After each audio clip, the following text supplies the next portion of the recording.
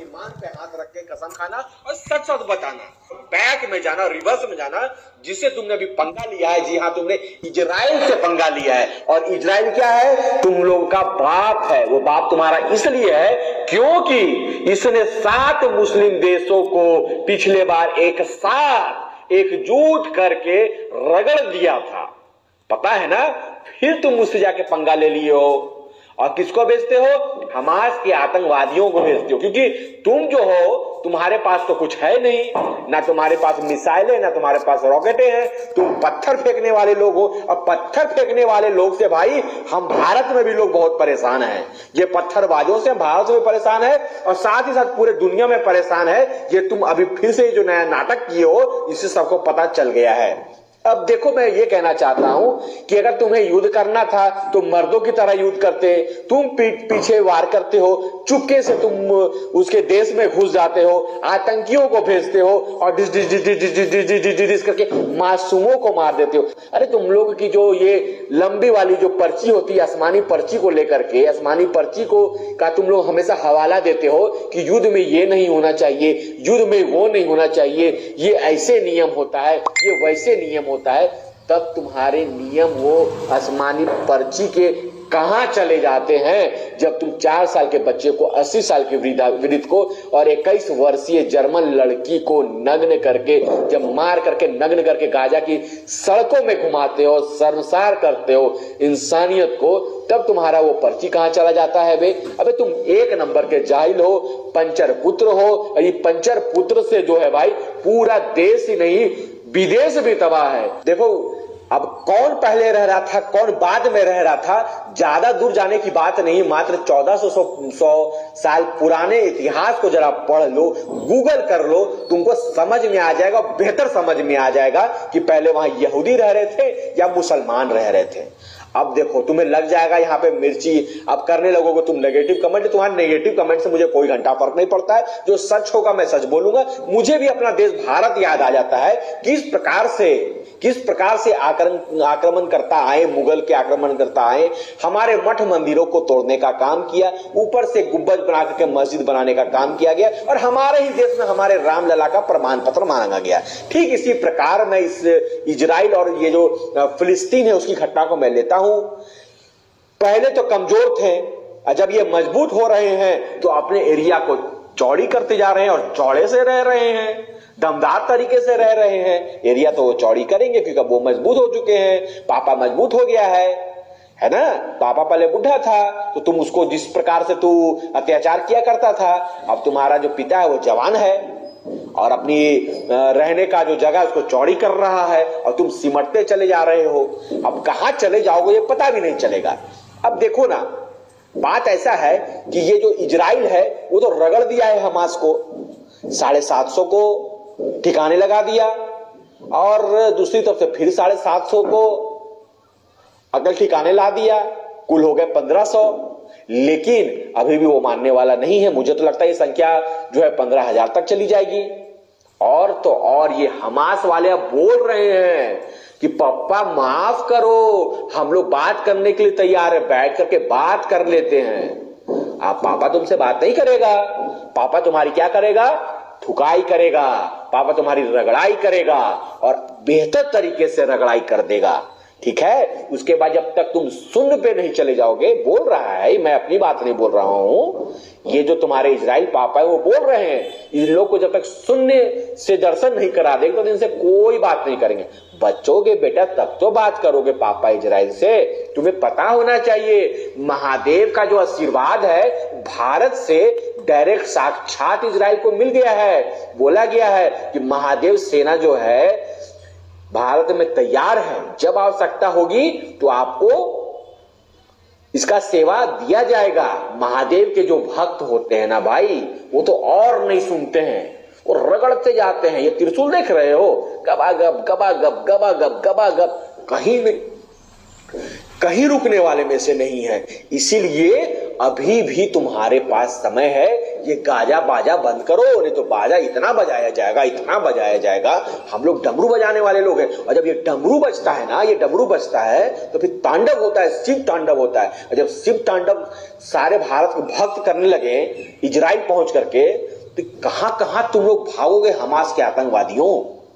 ऐसे तुम्हारा पप्पा जो इजराइल है वही काफी है तुम लोगों के लिए। मुस्लिम पक्ष की राजनीति करने वाले जो भारत में बैठे हुए हैं ओवैसी, उनका भी ज्ञान अब फूट फूट के सामने आ रहा है। ज्ञान किस पे दे रहे हैं? फिलिस्तीन पे ज्ञान दे रहे हैं, इजराइल पे ज्ञान दे रहे हैं। और बात किनकी कर रहे हैं? अटल बिहारी वाजपेयी की। अटल बिहारी वाजपेयी ने ऐसा कहा था। बीजेपी के एक बहुत बड़े नेता जो आज इस दुनिया में नहीं है, जो इस देश के प्रधानमंत्री थे, जिनका वीडियो बड़ा वायरल हो रहा है, उनके भाषण को सुन लीजिए आप। उन्होंने फलस्तीन के बारे में क्या कहा था?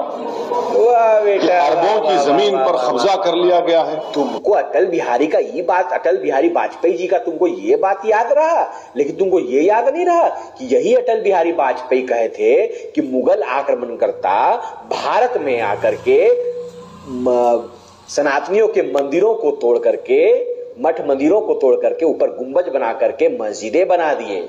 अटल बिहारी वाजपेयी ने यह भी कहा था कि भाईचारगी दिखलाओ और सनातनियों की जो मंदिर है मुसलमानों उसको वापस कर दो। अटल बिहारी वाजपेयी ने यह भी कहा। एक ऐप आप डाउनलोड कर सकते हैं, बहुत सारी लड़कियां इसको यूज करती हैं और आप अपनी पसंद की लड़की के साथ 1-to-1 चैट कर सकते हैं। किया गया था, उनके मठ मंदिरों को तोड़ा गया था और आप लोगों को एकता दिखलाते हुए उनके मठ मंदिरों को वापस कर देना चाहिए। ये बात तो नहीं याद रहता। अरे तुम लोग समय समय पर सेकुलर वाला जो वर्ड यूज करके जो कहानी देते हो कि सेकुलरिज्म सेकुलरिज्म, तुम्हारा सेकुलरिज्म तब कहां चला जाता है जो तुम पीछे के रास्ते से घुस करके तुम भारत में वार कर देते हो। करता है ना पाकिस्तान। उसी प्रकार इजराइल में देख लीजिए किस प्रकार से चुपचाप घुस करके उन लोग विस्फोट कर देता है। अब इजराइल तो उसका शरीर में ऐसा थोड़ी है कि रक्त नहीं है, पानी बह रहा है, रक्त तो उसके शरीर में भी है, उबाल तो उसके पास भी है, बस धमाधम धमाधम धमाधम दे रहा है तुम लोगों को। तुम लोगों की फटी पड़ी है, सिमटते जा रहे हो। और देखो ये युद्ध छिड़ा है तो फिर तुम लोग जो इतना में हो ना, अब इतना में हो जाओगे और हो सकता है कहीं ज्यादा बवाल कर दे, ज्यादा गुस्सा तुम्हारे इजराइल पापा हो जाएं तो ये भी ना बचो, टप से खत्म हो जाओगे। समझ रहे हो बात को ना? मौका अभी भी है, हाथ जोड़ के माफी मांग लो, नील डाउन हो जाओ, तुम्हारे इजराइल पापा तुमको बख्श देंगे। और ऐसे ऐसे नेताओं के चक्कर में मत पड़ो, ये तुम्हें दिग्भ्रमित करेंगे, तुम्हारा नुकसान करवा देंगे। और वैसे वैसे बच्चों को मैं कहना चाहूंगा, अरे पढ़ो लिखो, IAS बनो। तुम क्या ये हमास आतंकियों का तुम समर्थन दे रहे हो? टीवी चैनलों पर मैं देख रहा हूं एक से एक प्रवक्ता आ रहे IAM के।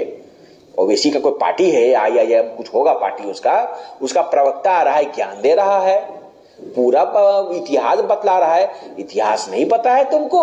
इतिहास जरा अपना भी पता करो, अपने दादा उनके परदादा का नाम पता करो तो तुम्हारा भी वजूद तुमको पता चल जाएगा कि तुम कहां से आए हो, तुमने कब कन्वर्ट किया, तुम्हारे बाप दादाओं ने किस प्रकार से तलवार की नोक पर सलवार पहन लिया, ये भी इतिहास है।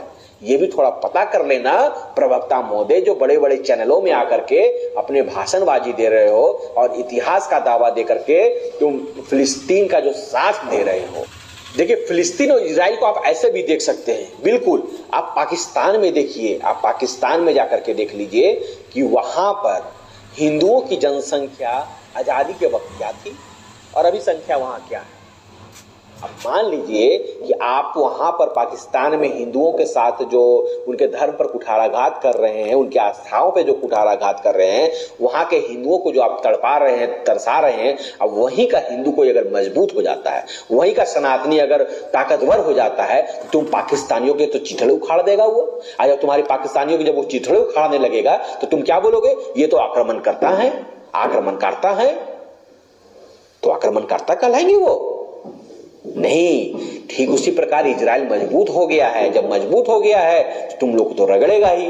अब क्यों भाई समुद्र में रह करके मगर से बैर नहीं किया जाता है? तो जहां रह रहे हो सही तरीके से रहो, बैर मत करो। तुम्हारा बाप है, तुम्हारी असली औकात वो बतला देगा। ये वही इजराइल है जो सातों देश को एक साथ, कौन से देश? सातों मुस्लिम कंट्री को एक साथ घर में घुस कर मारा, रगड़ दिया। पता है ना, बहुत पुरानी बात तो नहीं है। इतिहास को पढ़ना सीखो। तुम्ही लोग के वजह से इतिहास को लिखा जाता है, बताया जाता है कि तुम समय समय पे तुम लोगों को बतलाऊं कि तुम अपने जाहिलियत का जो प्रोपोगेंडा पूरे दुनिया भर में फैलाते हो, ये तुम्हारे प्रोपोगेंडा से पूरा दुनिया नहीं चलेगा, तुम्हारे शरीयत कानून से पूरा दुनिया नहीं चलेगा। सभी देश के अपने संवैधानिक तरीका है, उसी से सारा देश चलेगा। ज्यादा तुम लपड़ तपड़ करोगे तो रेले जाओगे। और खास करके भारत के सभी नागरिकों को मैं ये कहना चाहता हूं कि पूरा भारत जो है इजराइल के साथ खड़ा है। हमारे माननीय प्रधानमंत्री ने जब ट्वीट करके इजराइल का साथ दे दिया है, तो हम सभी का भी यही दायित्व बनता है कि इजराइल के साथ खड़े रहें। ये फिलिस्तीन, ये तुम्हारा हमास, ये सब के चक्कर में मत पड़िए। ये हमास जो है एक आतंकवादी विचारधारा के ये लोग हैं जो कि ना बच्चा देखते ना वृद्ध देखते हैं। इनकी जाहिलियत इतनी गंदी है कि अगर कोई जाहिल भी हो वो भी शर्मा जाए। इसलिए समय रहते समझ जाइए। और भारत में अगर आप हमास का समर्थन कीजिएगा, आतंकवादियों का समर्थन कीजिएगा, तो याद रखिए, ये देखिए, ये बाबा का डमरू है, डमरू के साथ में क्या है? त्रिशूल है। अगर आप लोग आतंकवादियों का समर्थन कीजिएगा तो ये त्रिशूल है, त्रिशूल को हम लोग उपयोग में लेते आएंगे। बात समझ रहे हैं ना? इस त्रिशूल का पंजाबी मैट्रीमोनी एक बहुत ही वड्डी ते ट्रस्टेड मैट्रीमोनी सर्विस है अपने पंजाबियों लिए, जिथे तुहानू बहुत सारियां से किया जाएगा। आतंकियों का समर्थन करोगे तो फिर ये त्रिशूल का उपयोग होगा। त्रिशूल का उपयोग होगा तो समझ जाओ कि दर्द कितना होगा। इसलिए आराम से देखो किस प्रकार से इजराइल लगातार, एक बार नहीं, लगातार हमास का और ये जो तुम्हारा फिलिस्तीन है, तुम्हारा ये गाजा पट्टी है, इसको रगड़ रहा है। तो तुम भारत में रहकर गाजा पट्टी बनने का कोशिश मत करना, हमास बनने की कोशिश मत करना। देश से प्रेम करो। ये देश सबका है, तुम्हारा भी हमारा भी है। और हमारे देश में सिर्फ हिंदुस्तान जिंदाबाद का बात होगा, भारत माता की जय का बात होगा। यहाँ पे तुम अगर हमास का समर्थन करोगे, यहाँ पे अगर तुम ऐसे गाजा पट्टियों का तुम समर्थन करोगे तो गलत है। सोचो ना कितना गलत है भाई। अल्लाहू अकबर कह करके बच्चों को मार रहा था। वीडियो देखे हो ना, देख लेना, बिल्कुल सरासर गलत है। और गलत को गलत बोलने के लिए सीखो, अच्छे तरीके से सीखो। चलिए इसी तरह से जाहिलों का बैंड बजाते रहिए और आप भी रगड़ के इनका बैंड बजाइए। ये जाहिल लोग हैं, ये हर एक जगह मिल जाते हैं और जाहिलों को छोड़ना नहीं है, रगड़ते रहना है और रगड़ाई चालू रहेगा। चलिए आप सभी को मेरा जय श्री राम, हर हर महादेव।